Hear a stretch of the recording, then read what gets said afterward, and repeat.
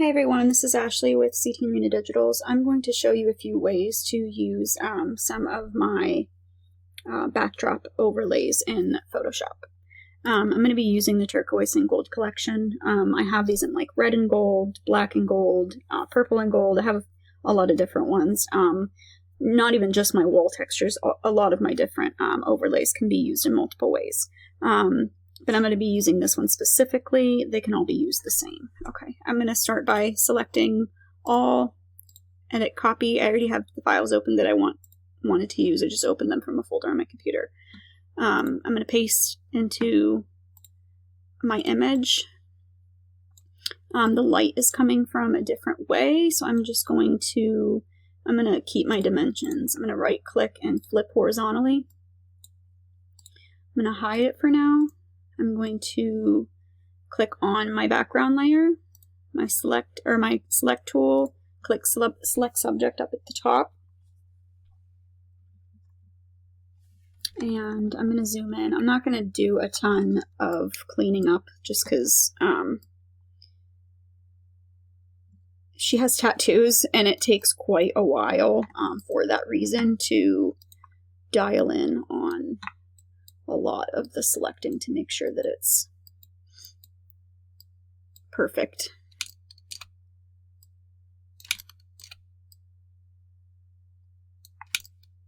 But you do want to go in and select parts that are not selected. It's better to over select than it is to not select enough.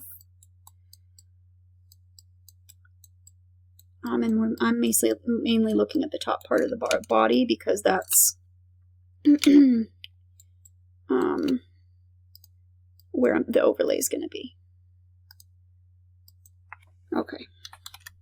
I'm going to go ahead and duplicate my layer with it selected, press the layer mask, and then press Control or Command I on my keyboard to invert the layer.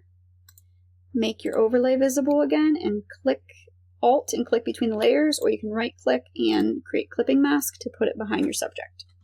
I'm going to move it a little bit to the middle or to the center. And now to add, I'm going to unclip the mask from her to add some shadow. Actually, I'm going to leave that. I'm going to clip it back to her. I'm going to create a new layer, multiply blending mode, brush at about 20% opacity, and I'm going to hold my Alt key down and select a dark shadow in the background. Make sure you create your clipping mask for your overlay too. And go ahead and paint on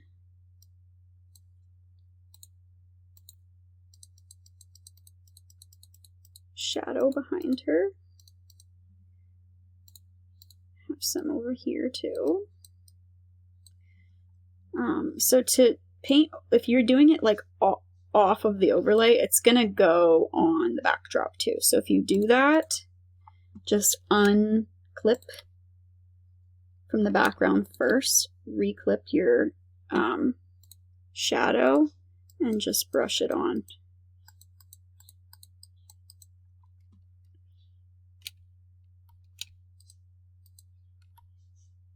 And then merge the layers. Click back on there. Did I forget to delete that? I did. I'm gonna go back. Sorry, guys. I didn't completely delete that shadow that I made. Okay.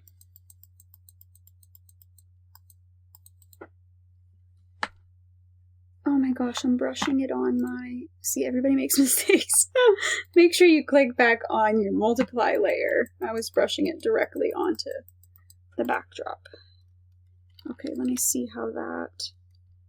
Okay, and then go ahead and merge these layers together.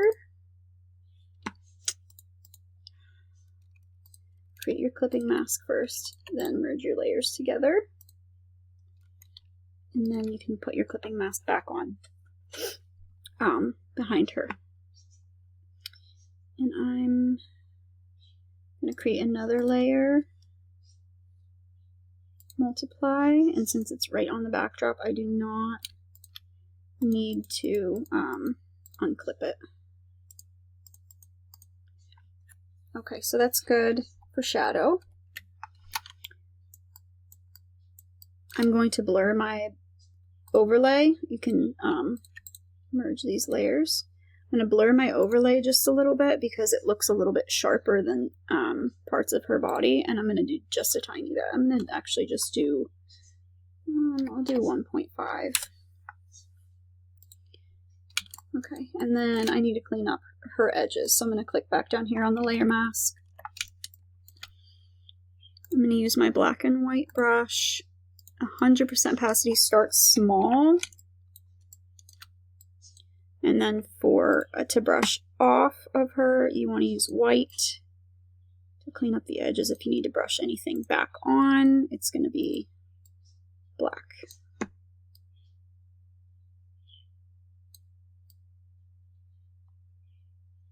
Again, I'm not going to go crazy touching up the edges.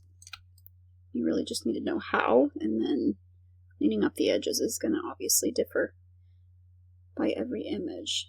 But you want to make sure that you get rid of all parts of the backdrop and make sure that you have a seamless line. So black we're going to need here to brush that on, that back on. And the better you select, the less you're going to have to mess around with this. I just didn't select very well. I did it quickly, so I'm going to have to do a bit more work in this department. Sorry if you can hear my birds in the background, they're noisy. I moved my desk into my house because my pets were not happy with the amount of hours I was spending in my studio.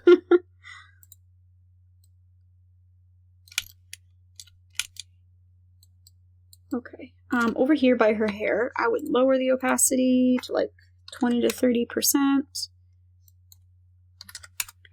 And use the white and just brush off little by little. Don't need to do a ton because it's not going to be as noticeable unless you're using like a very different backdrop, which I always suggest matching your backdrop to the digital you're trying to use. And then I'm going to go back and just brush the hair on a little bit. Deselected a lot of her hair, or her hand, I mean, right there. Back to 100%.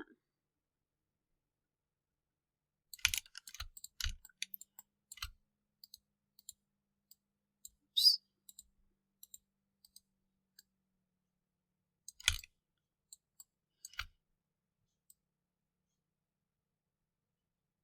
Promise I'd usually do a better job. I'm just trying to do it more quickly. Okay. So I'm happy with my overlay layer. I might want to add, like, dodge, click on your overlay, and just add light to some areas a little bit more. I'm going to go ahead and flatten. I'm going to add a little bit of light right there in certain areas to try to blend a little bit more. And then I'm going to grab my blur tool at 100%, and I'm going to just go around the very edge of her body to help blend the depth of field into the backdrop.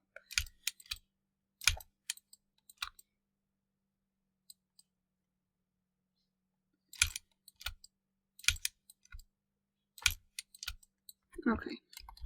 You don't need to do it all the way around, but yeah, I should down here, but it's going to help blend it. Okay, so before, after, that's when we to use them, skinny drop. Or you could,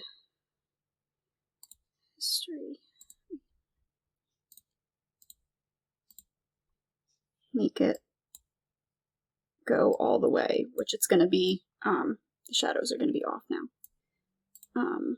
Actually, I'll do that in a different edit. I want to show a different one real quick. So, starting with my regular image again. Copy this. This is just another way you can use them. Paste.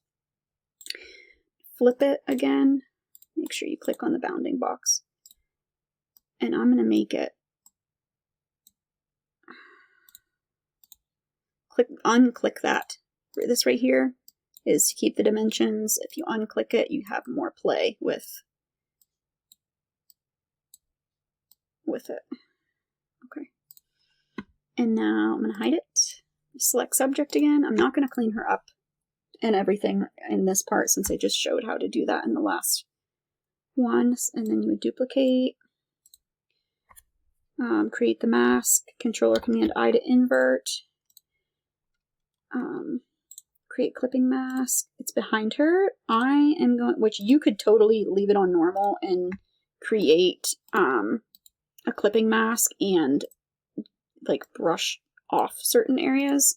But if I'm using it like this, I like to change the blending mode, typically to soft light. And then I usually leave the backdrop the way it is, which you can play around with the blending modes and see which one you like best. But soft light is typically the one I use, or multiply if it's like a darker edit. And then I just do about 50% opacity, and I brush off, and this is obviously going to look better if you have a floor or a backdrop that matches the overlay that you're using. And this is just for a different look. If you want to keep like the original backdrop that you use, so you don't have to blend certain things. And you could even get more artistic and brush off certain areas of it, just so it's like a subtle backdrop overlay. And then you could even add like another texture over that to make it blend even more.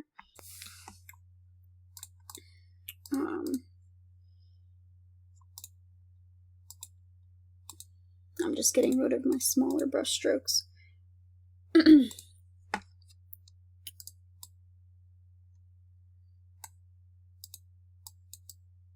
Just brushing that back on. Okay. So that's a different way that you can use it, and you can play around with that. Another way that you can use it is for close-up photos, which I would choose a different photo than this, just because of how her arm is sticking out. But I'm just going to use this one since I already have it open. And on that last backdrop, obviously you want to go in and clean up the edges and add blur like I did in the first one too. I was just trying to show different ways to use them. Copy, paste.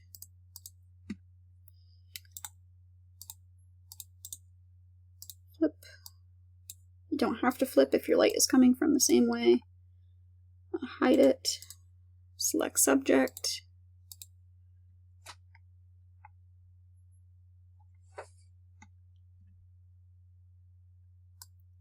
Duplicate the layer, layer mask, Control or Command I to invert. Make this visible, click between layers, and then, which I did not select her very well, but you get the gist from last time. I blur it a little bit more if I want to make it seem like they're further away from the backdrop.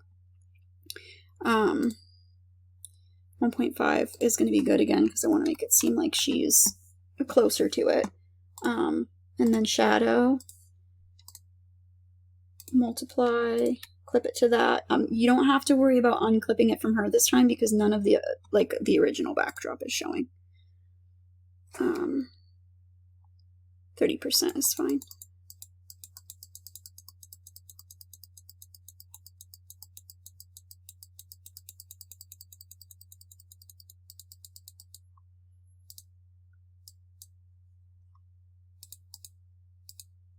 Make it a little bit smaller, do just a little bit under her arm. Just for purposes, I mean, I wouldn't suggest doing an image where you're chopping off the arm. I would obviously have it down at her side or something, but it works the same way. And then I would go in again, I would clean up the edges. Down here, you would click down on the layer mask, use your black and white brush to clean up the edges, and then tweak colors, lighting, whatever you want, and then blur the edge of her a little bit just to blend it. And those are just a few ways you can use the backdrops. Like I said, I have them in multiple colors in the shop. I have like floral overlays. They can all be used the same way. If you have any questions, you can message me on Etsy. If you're a maternity studio photographer, I would love for you to join my Facebook group. That is linked in the listing description as well. If you have any issues or problems with your backdrop, please don't just go to the shop and leave me a negative review without speaking to me. Message me and I will try to help you to the best of my ability. If you love your products, I would greatly appreciate a review.